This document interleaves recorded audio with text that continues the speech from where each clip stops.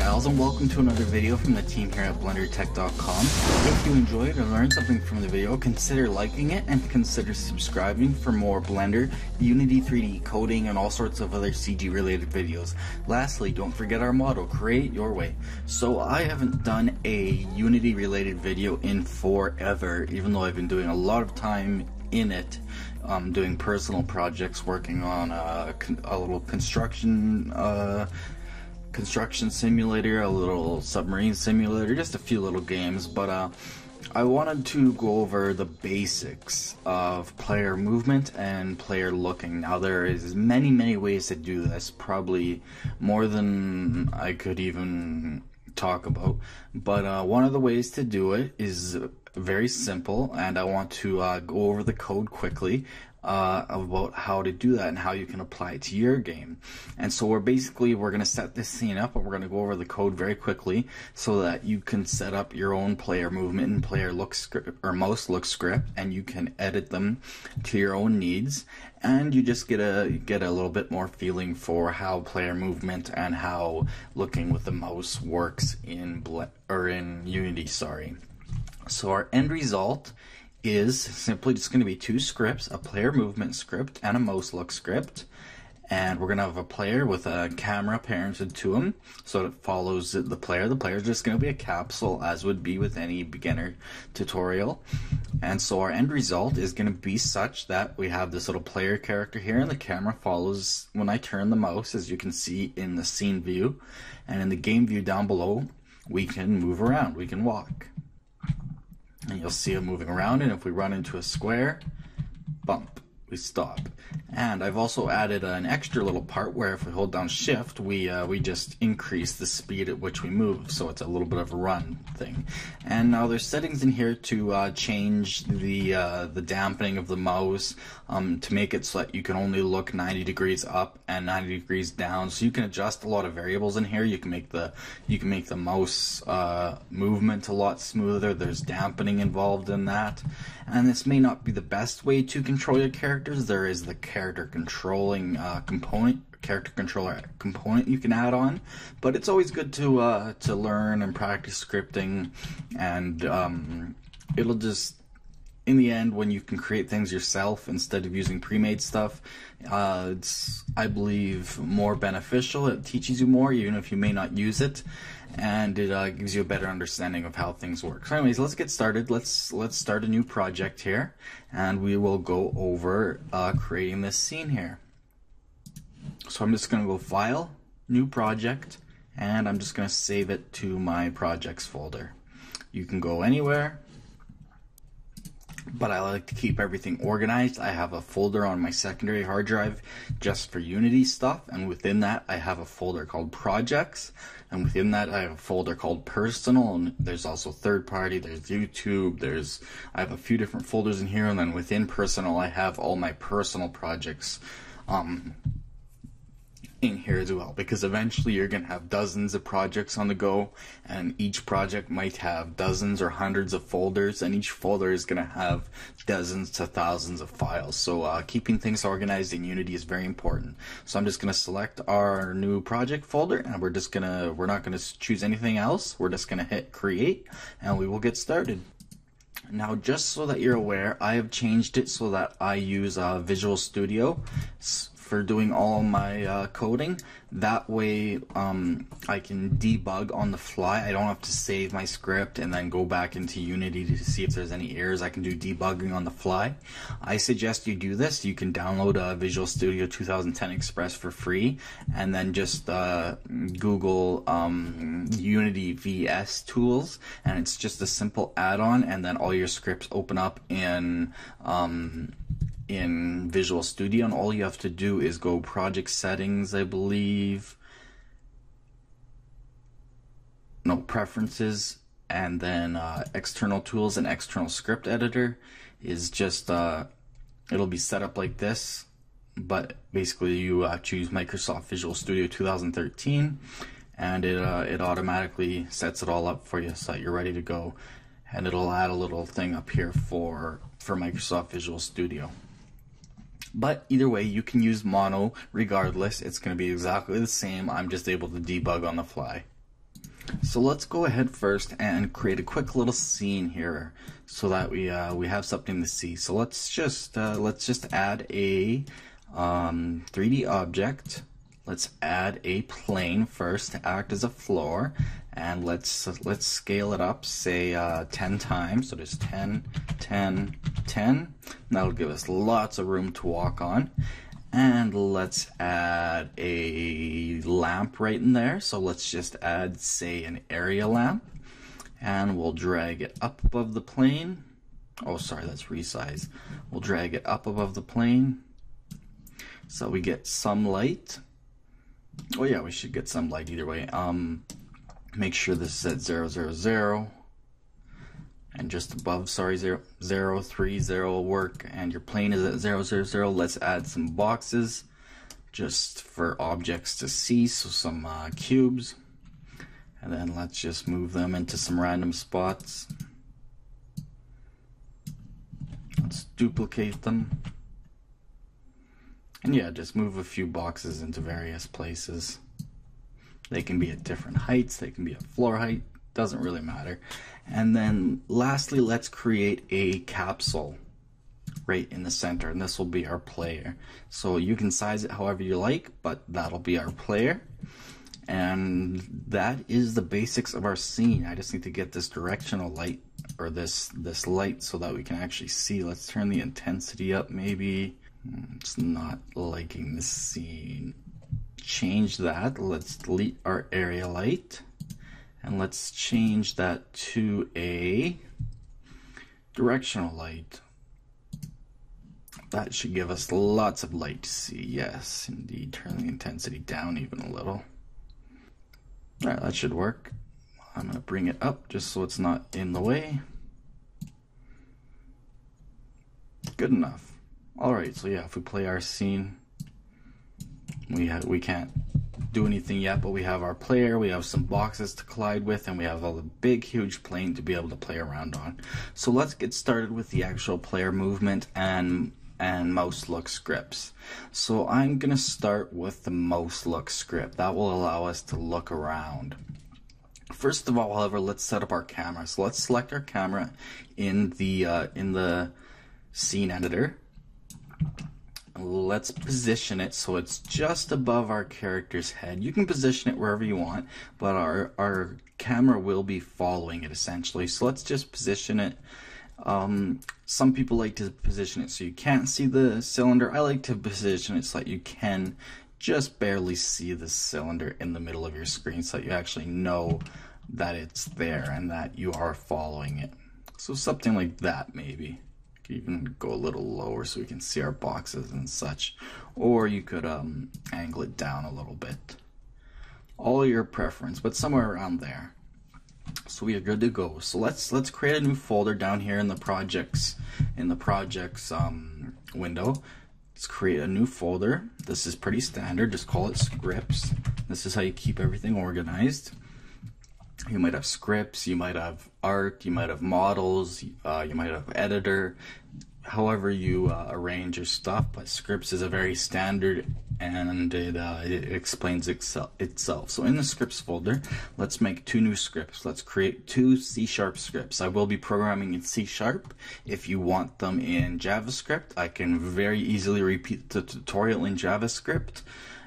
And yeah, so we will be doing it in C#, but I can do it in JavaScript if you guys request it. So our first one will be mouselook.cs for C# script.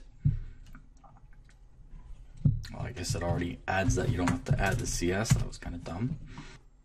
And then let's create another C# script called player movement.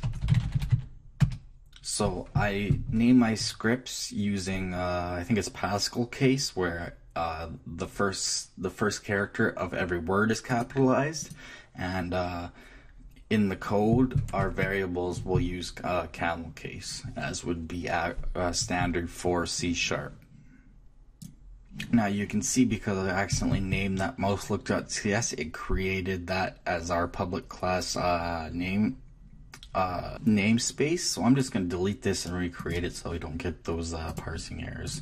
So we'll just recreate that script. That was a stupid mistake, and just mouse look. So we should have no errors as we're starting. Perfect.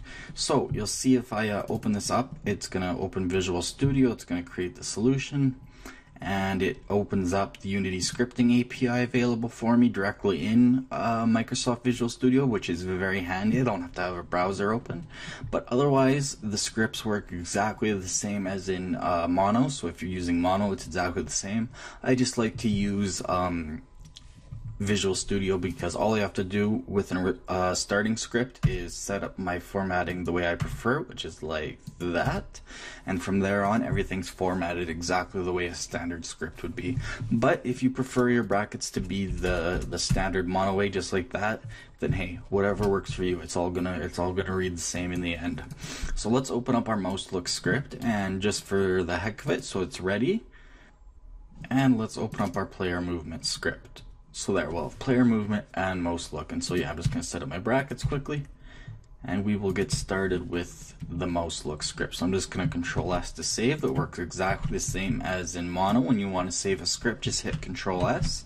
And if you're using Mono, you'll have to go back into Unity, and any errors will pop up down here in the very bottom. And you can also right click here and open up the console. You can go Window, Console, and it'll open it up, and you can have it open there, and any errors or warnings will show there as well. You can see I've enabled so that warnings and errors both show up. So anyways, let's get started with the mouse look script so we can actually look around. We won't be able to move, but we'll be able to look around. So opening up the mouse look script, it's very bare at start, just like anything else. If you've never done any Unity coding before, basically the top part is just saying what part of the Unity API it's using. You don't really have to worry too much about that. Public class mouse look. Mono behavior is just basically, you could say, naming the script, essentially, kind of telling Unity that this is the mouse look script. And then void start and void update are the two functions that Unity creates when you create a new C# script. Void update is called once per frame. So if you're doing 30 frames per second, this is getting called 30 times every second. And void start only does it once whenever you start the game. So you would maybe use void start to set something such as some sort of starting variable or such. I'm going to assume, however, that you have a little bit of programming experience, at least in JavaScript, because moving from JavaScript to C# is actually fairly easy. They're quite similar, and I'm going to assume that you're watching this because you're interested in C# programming. So let's get started anyways, enough rambling. So the first thing I do when I start writing a script is at the very top, just under the namespace, I create a multi-line comment, which you do by pressing /*, and then after that each line is a comment, and then you end it by just putting a / like that. So a star and then / exactly the same, and it ends the multi-line comment. And so what I do is I just write out what I want this script to accomplish. So essentially I would do something like, this script is going to allow our player to look around the game world. It will have some abilities to smooth the mouse looking, or the looking ability, I guess you could say. Dampening, if you will, and also a look sensitivity variable that can be adjusted so that we can adjust how fast the character looks. Now I'm going to put this on multiple lines so that we can actually read this all on our screen.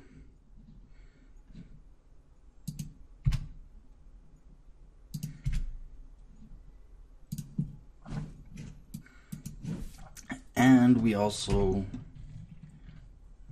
that's a period, so yeah, we want our character to not be able to look above 90 degrees or below 90 degrees. Otherwise, basically, you would just be able to turn your mouse in circles and you'd be able to look constantly around and around and around and around and around, and that's very unrealistic.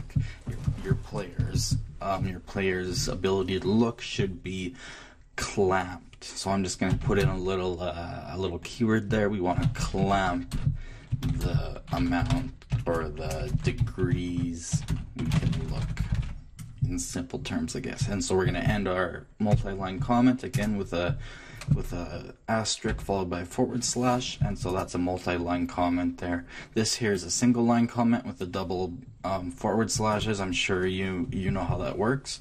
So let's define our variables in between the two. So we're going to use a bunch of variables. So I'm going to make them all public so that they show up in the Unity editor. You can make some private and we can hide some as well. I'll show you how to do that. But let's set up our variables and I'll tell you what they do. So the first one's going to be, well, they're all going to be public, so just public. And then they're mostly all going to be, actually, yeah, they're all going to be floats, I believe. So a float is, if you don't know, is basically just a number with a decimal. And then you end it with an F when you're defining it. So in C# you have to define what all your variables are. Basically, I mean, you don't have to in recent versions of C#, but it's standard practice. So a public float variable, public meaning we can adjust it in the editor, float telling us what kind of variable it is, and we're going to name this one look sensitivity. Again, I'm using camel casing, which means that, or camel case, which means that the first word is all lowercase, and then any word after that, the first character of any word after that is capitalized. So if it was look sensitivity A, it'd be like that, or if it was look sensitivity player, it'd be like that. So that's how we're going to name our scripts. That's the industry standard for C# at the moment, and so that's how I'm going to name all my variables, not all my scripts. And so we're going to have that equal to a value of, you can choose any value, but a good starting value I found is 5. Now, when you're using float variables, you need to end it with an F. So you could just go 5F, and that would essentially equal 5.0F. But so that I'm constantly reminded that it's float, I just add a decimal 0. And floats could go on quite far like that. You can make them very precise. But if we just had a simple 5, it wouldn't work out. It would need to be an integer in that case because it's just a whole number. So that's why I like to leave the decimal 0 so that I know it's a float. And then when again it's giving me the error, we need to add an F to the end of that before our semicolon, telling us that we're finished with this variable. So anyways, what this does, I'm going to make a comment, I guess we could go above each one. So I like to leave lots and lots and lots of comments in my scripts so that I can always go back to them and know what everything does when I'm going to adjust them or change some code around or whatever. I know exactly why I put it there and what it does. So look sensitivity is the overall sensitivity of our character's ability to look around, adjusted in the Unity inspector window, I guess you could say. Alright, next up, another public float, X rotation, and we're just going to put a semicolon because we're not going to define that yet. It's going to be defined later on. And we'll have public float Y rotation.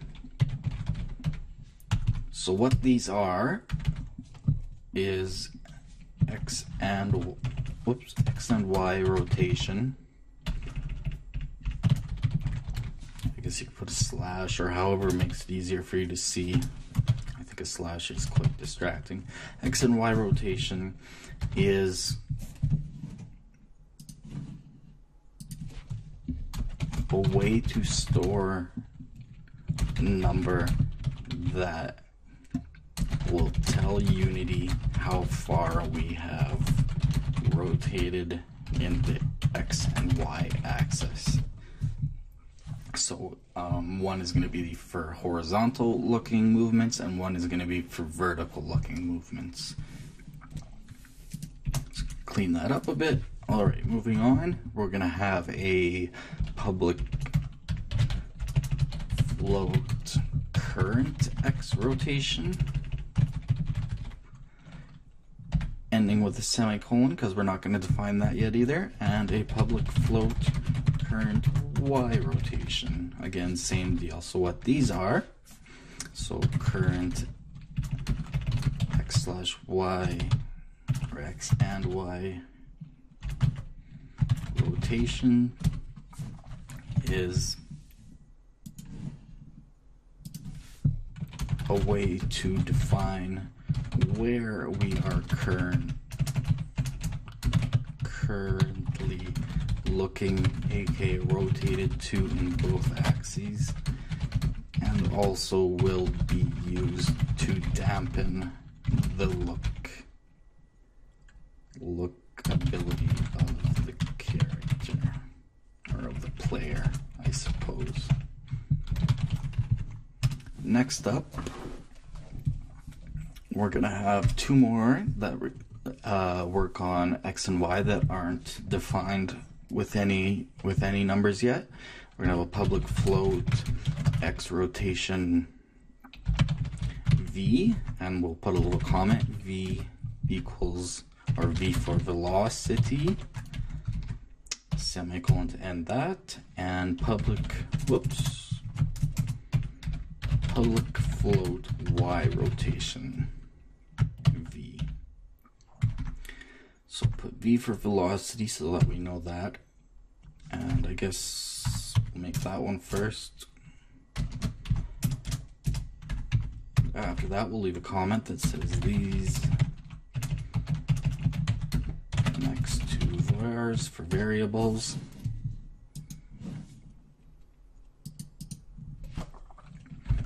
Just store the data needed so we know or can adjust the velocity in which we move our character's view around, or our player's view around, whichever you prefer.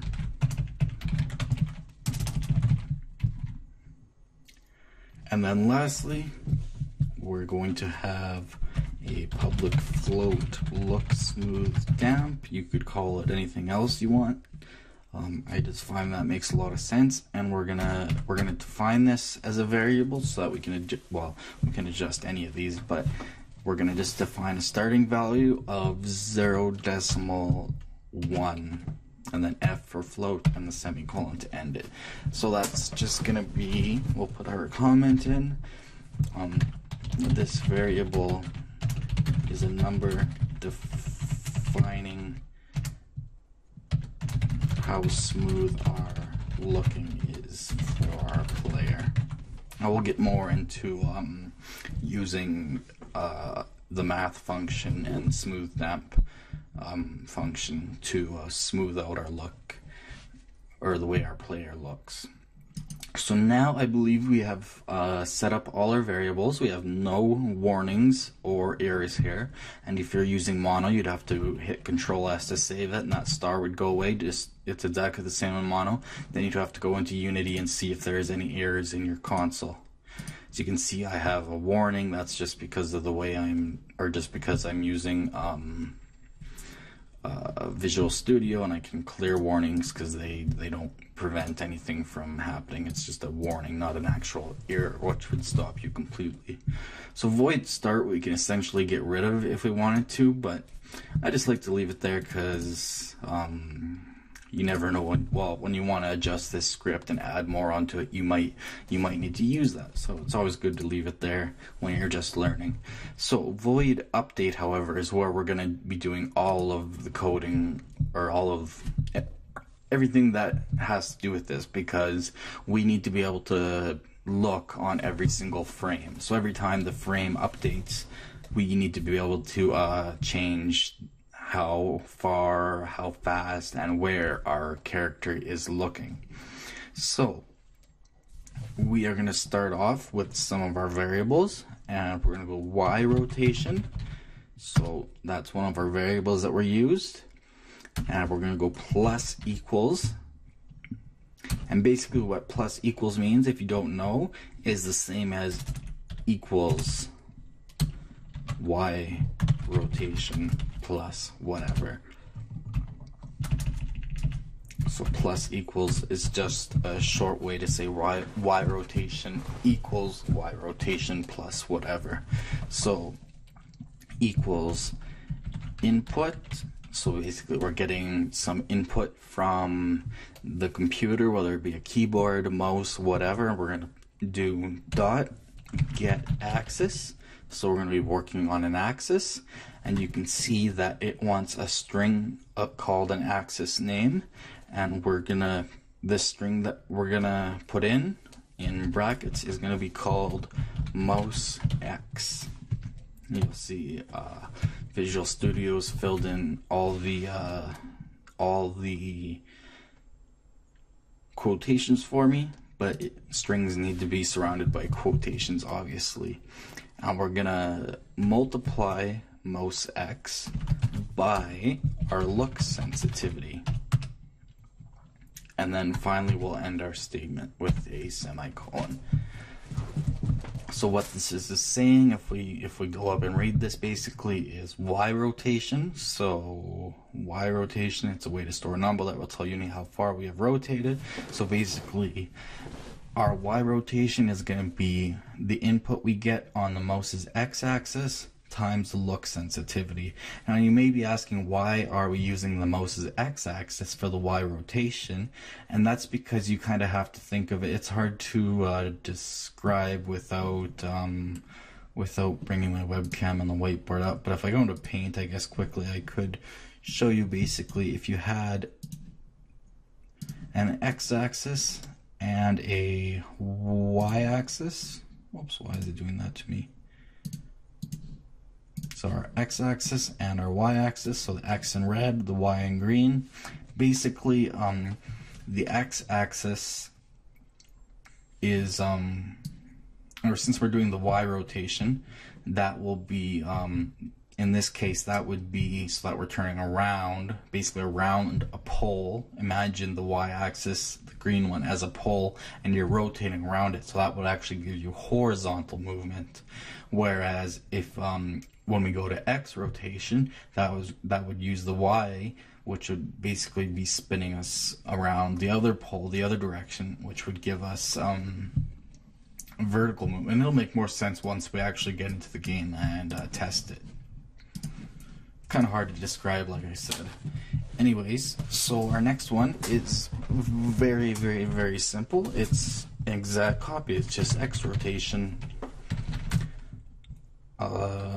plus equals input dot get axis. So it's exactly the same, except for our string this time is going to be called mouse Y. And again, we're going to multiply it by look sensitivity. So if you find at any time that, and end it with semicolon obviously, at any time if you find that you're rotating, like if you're looking too fast, you can always change the look sensitivity to a lower or a higher number, depending on your needs. This basically just multiplies it so that we have that ability to change it. So that now that we've given this a line of code that takes some input and multiplies it by the look sensitivity, it's now storing it in these two variables that we've defined. So next up we can, well, first let's set up our actual transform so that we can actually test this out. So down a bit lower, because we're going to put some stuff in the middle, let's do a transform So it's basically just, you're basically just transforming something, you're moving it. And in this case, we're rotating it. So dot rotation, if I could spell, equals, so we're saying that our transform rotation is equal to quaternion dot Euler. You don't have to know what that means, but if you're ever curious, you can always just copy it. You can go to the Unity scripting website and you could search up Euler, however you want to pronounce it. In this case, it hasn't found anything, so maybe we'd search up quaternion. Apparently, it doesn't want to look up anything for me here. Okay, it's not working here, but if you go into Unity and click on anything essentially, yeah, let's just click on our camera for example, and you click on the little help book, that will bring up the offline Unity reference. You can see it's actually on my computer, so we don't need to be online for this to be available to you. So we would change to scripting API, we would search for quaternion.euler. And so basically it just says returns rotation that rotates Z degrees around the Z axis, X degrees around the X axis, and Y degrees around the Y axis in that order. So that means we're going to need a Z value, an X value, and a Y value. And if you click on it, it'll give you some more details. We're going to need a float X, a float Y, and a float Z. And it again gives you some more descriptions, and if you want JavaScript examples, they usually have it. And if you go back, it also tells you what a quaternion is. It's a quaternion just is used to represent rotations. Again, you can do more research on this if you want. I'm not going to go into total details about it, but that's how we're going to do our rotation. But anyways, so our quaternion.Euler is going to have values. Remember, it needs we could do a vector 3, but that's a little bit more advanced, so we're just going to stick with a simple float X, float Y, and float Z. You can see it tells us that it needs it here in brackets. And our float X is going to be our current X rotation. Our float Y is going to be our current Y rotation. And our Z is just going to be 0 because we don't need to move in the Z direction, or we don't need to rotate in the Z direction unless you wanted your character to basically roll, you know, like in some of the Call of Duty games where you can kind of like look over corners. That would probably involve a little bit of Z movement, but we don't need anything for that here, so we're just going to leave it as 0. So I believe if we save this out, Shift S or just save, we should be able to actually see if it's working or not. So if we hit play, or first we have to take mouse look script and apply it to our player, which happens to be the capsule. You know what, before we do that, let's call our capsule player, and just for a good habit, let's tag it as player. Not that that really matters. And then let's take our mouse look script, and we could either drop it on it in the scene editor, or we can just drop it on the player object in the hierarchy window. So I'm going to do that, and you'll see if I select the player, our mouse look script is now here, and you'll see we have our sensitivity and all these other things. And so we'll be able to see these values change if we have player selected when we play the game, and we can also adjust them temporarily in here. And we're also going to parent the camera to the player by just dragging on top of the player. That way, no matter what, if we move the player, the camera will come with it because it's parented.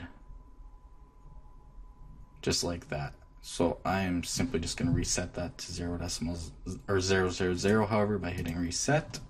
And so let's hit play and see if that's done anything. So no, we are getting, you can see over here, we're getting X rotation and Y rotation, but it's not actually moving the camera at all. So why is that? We need to figure that out.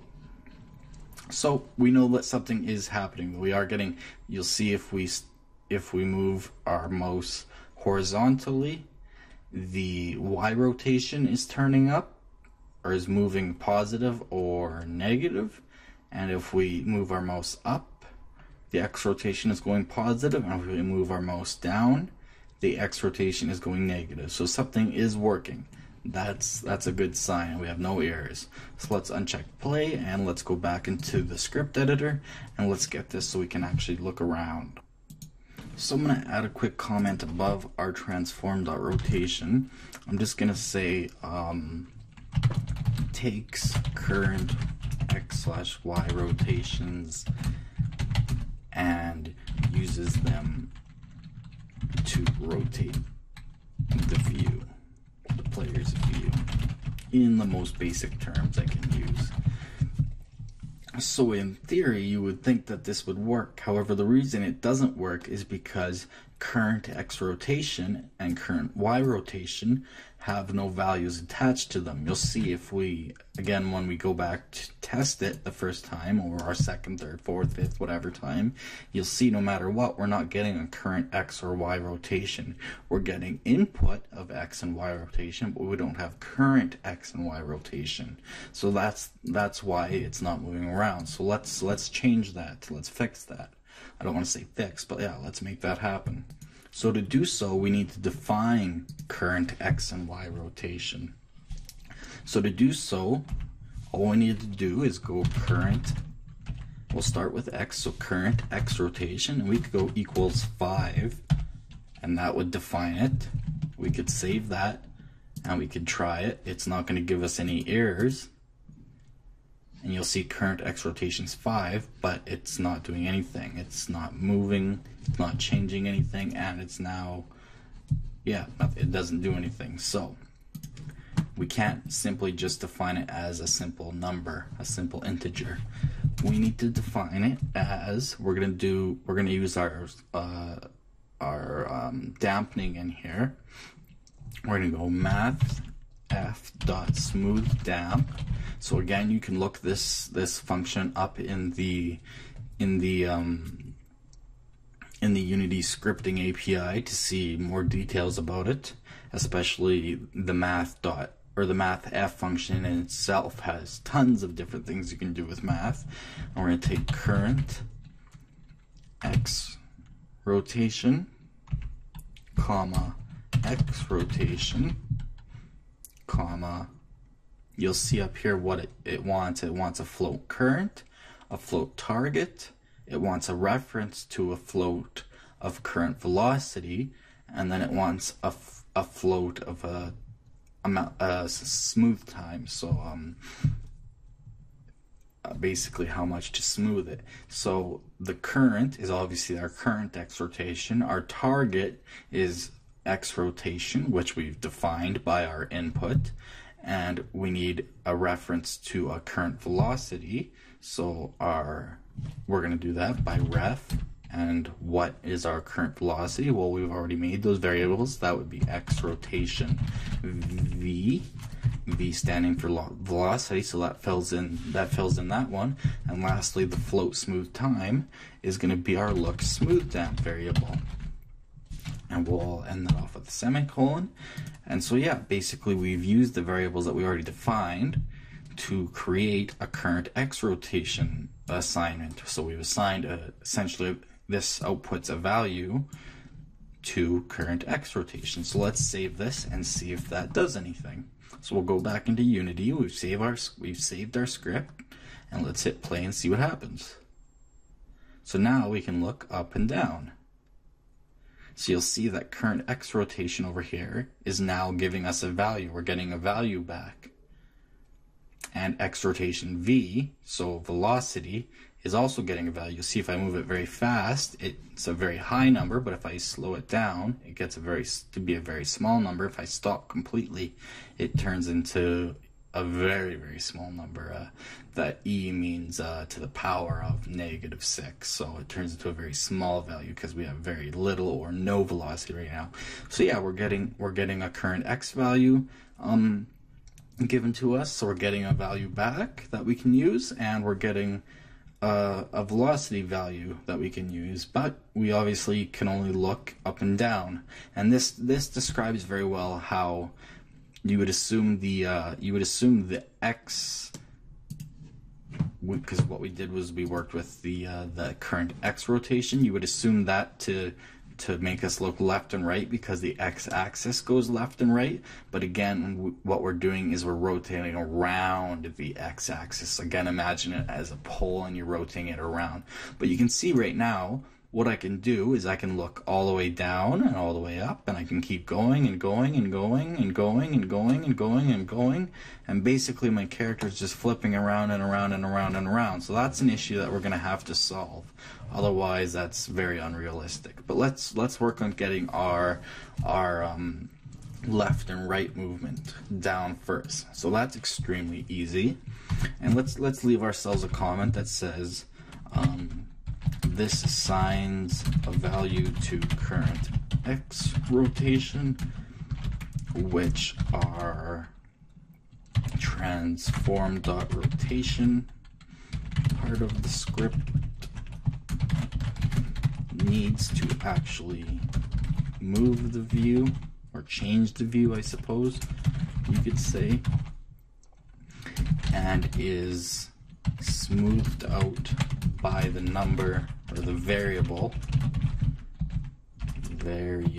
if I could spell, look smooth damp, which we can change. It's a long comment, but that defines it pretty well. And again, you can write in comments that make sense to you however you like.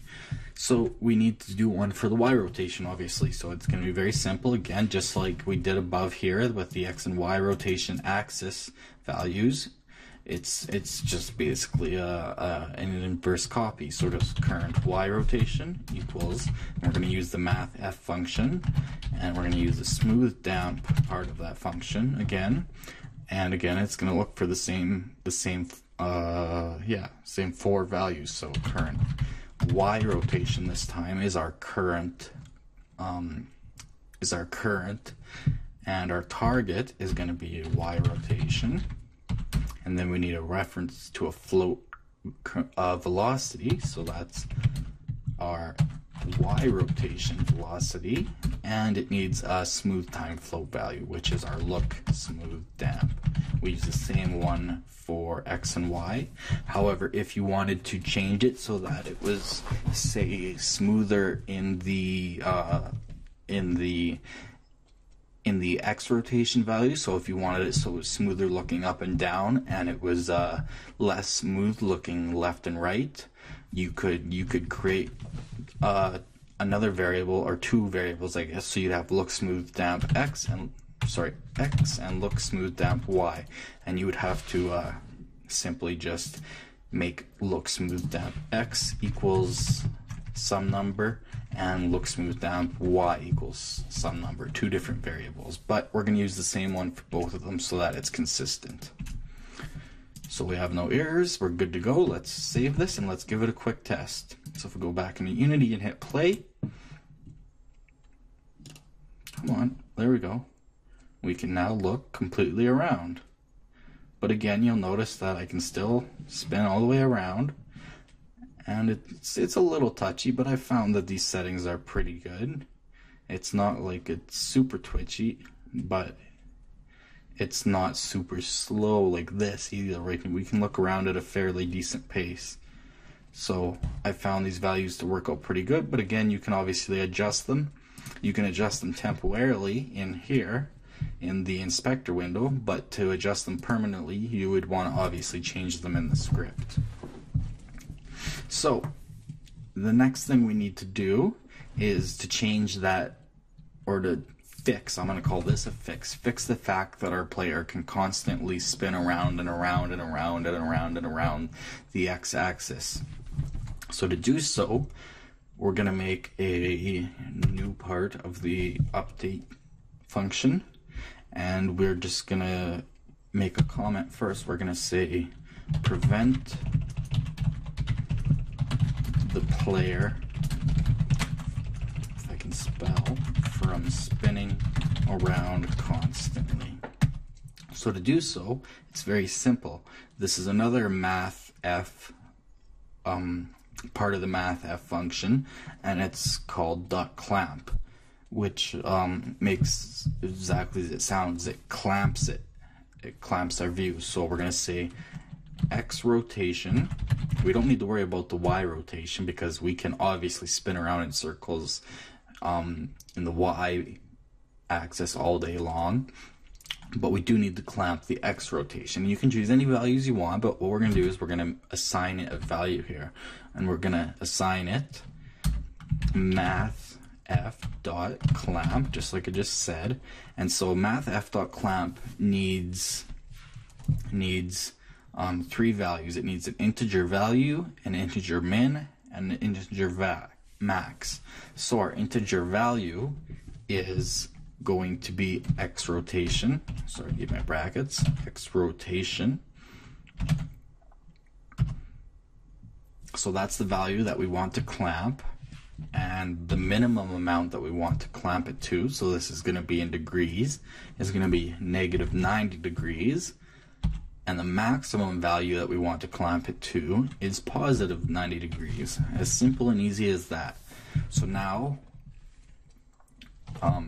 before or after we get our input, and it's multiplied by our look sensitivity, next it's clamped to negative 90 and 90 degrees before we actually allow it to move around. So so scripts are obviously run from the top to the bottom, so it gets our actual physical input from our mouse, multiplies it by our look sensitivity, it makes sure that the X is clamped to negative 90 and positive 90, and then it actually does the actual looking around. So let's save that and let's test it.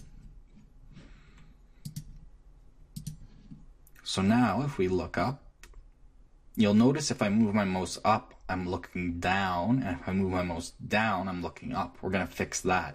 That's that invert look option you see in a lot of games. So this is what I would not call an error or a bug. I would call this an option. But right now you can see it is reversed. If I move my mouse up, we're looking down. If I move my mouse down, we're looking up. So we're going to change that in a second. But we're worried about the clamping right now. So let's look all the way up before we could go around and around and around. But nope. Now we're stuck at 90. You can see on the very right hand side in the inspector window, our X rotation is stuck at 90.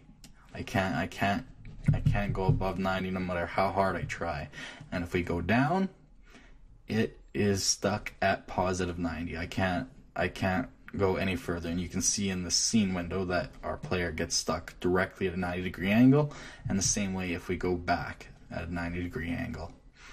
Alright, so that is done. So let's fix that invert mouse function, or whatever you want to call it. It's not an actual function, I guess, but the way to do that is very simple. Instead of doing the plus equals in the X rotation, so again what that means is it would be equals X rotation plus that. So that's the exact same thing as doing the plus equals. So that just keeps our script a bit cleaner.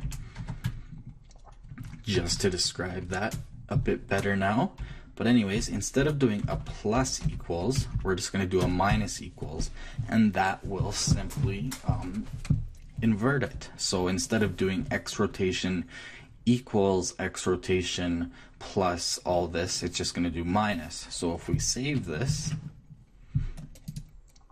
and test it out in Unity, whoops. Now when I move my mouse up, we look up, and down we look down. And what you could do, if you were making a full-fledged, whoops, don't want to open iTunes, if we were making a full-fledged game, we could actually make that an option so that you could have it so that one of these would be, you could have, say, X rotation norm, and then you could, I'm just doing this as an example, it's going to cause errors, but you could have X rotation invert would be the plus equals 1, and so you could call them individually, and you could have an option that chooses between the two. But that's a bit more advanced. We're just going to stick with the regular one. We're going to get rid of that little norm bit I added, so that works now. So that is a basic mouse look script. We are now able, like I said, to look completely around, and we can only look to positive and negative 90 degrees in the Y and in the X. I guess I got those backwards. So it's so against common sense. But yeah, we can now look around completely. And again, you can adjust the look sensitivity. We could change it to 15, not 526. You can see how crazy that is, but we could change it to like 15, and it will, temporarily make it a lot more sensitive. You can see how jumpy that is. So that's why somewhere around 5 is a good value. You can see if we change it to 1, it's going to be very slow. That's our look sensitivity. So yeah, I really have to move my mouse to get any movement around there. And the look smooth damp, if we change that to say 1, it's really going to smooth out the look. You can see how the velocity continues to move. So I stop my mouse, but yet it continues to spin.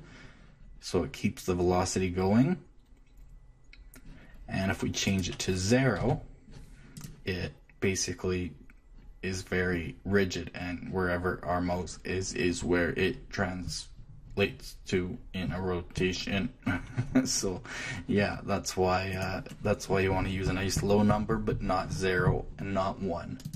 And so the reason that does that is because we use the value for a dampening as our look smooth damp for our current X and Y rotation. So yeah, that is about everything there is to a mouse look script. This is obviously 1 out of 100 ways to do it. It might not be the best, it might not be the worst, but it definitely works. I've commented this fairly well, I believe, and this is an intro to just the starting little game. And so in the next lesson, we will create our player movement script so that we can actually move our player around and have him be able to collide with whatever level we design. In this case, it's just 3 cubes, but you could obviously apply this to your game so that you can have a player move around. And so what's good about this is you could keep these scripts in a little script library for yourself, and that way you can always just copy and paste them into your project folder, or you could just import new asset, and you can always have these available so that anytime you create a new project, you can just quickly import them. You can just quickly assign them, so drag and drop them onto your player object, and you're good to go. You can explore whatever level you just designed or whatever you're doing in Unity. So yeah, I just wanted to go over that one today. If you have any questions, feel free to leave a comment or email the team at info@blendertech.com. We will get back to you as soon as possible. Again, if you want a version in JavaScript, I can do that just as easily. But C# is definitely the language to learn when you're doing Unity games. There's plenty of great games in JavaScript, but C# is going to allow you a lot more functionality when it comes to creating better games. So I just wanted to go over this very basic stuff. Again, I want to suggest and emphasize to switch to using Microsoft Visual Studio. If you're confused by how to do that, just let me know and I can tell you how to do that. But hey, Mono does the job just as well. I just like the ability to debug on the fly, which basically means that if I have an error, like I get rid of that, it now tells me that I need that expected. However, if I did this in Mono, I wouldn't know that until I actually saved it and then went back into Unity, and it would tell me, oh, there's an error, unexpected symbol void in class. And you would say, what the heck does that mean? However, in Visual Studio, it tells me, well, you just need a semicolon on line 26, column 39. So I go to line 26, column 39. You can see down here, line 26, column 39. I just enter a semicolon, and my error goes away. So that's why I've moved over to that, in addition to the fact that it automatically creates formatting like this. So if I was to go, say I had a different function called See, I just had like void jump. That would be something we could work on later. And see, I called jump, so jump. I completely forget what I was talking about. But yeah, basically it tells me all the errors right in here and where I need to fix them. So anyways, that is all for now. In the next lesson, like I said, we'll go over the actual movement so that we can move around in our script, but I'm not gonna move around in our game, sorry, but I'm not gonna ramble on anymore. So anyways, thanks for watching from the team here at BlenderTech.com. If you enjoyed this video and learned something, consider liking it. Don't forget to subscribe for more videos. We're now on Twitter at twitter.com/BlenderTech and Facebook at facebook.com/BlenderTech page, all one word. Sorry, that's twitter.com/blender_tech. If you want a hard copy of one of our videos and you don't have a YouTube downloader, just let us know. If you dislike this video for some reason, don't just hit the thumbs down button and leave. Instead, please leave us a comment or email us at info@blendertech.com about what you did not like so we can continually improve based on your community input. We also take requests, so if there's anything you'd like, we can make a personal video for you. See you next time. Remember, create your way.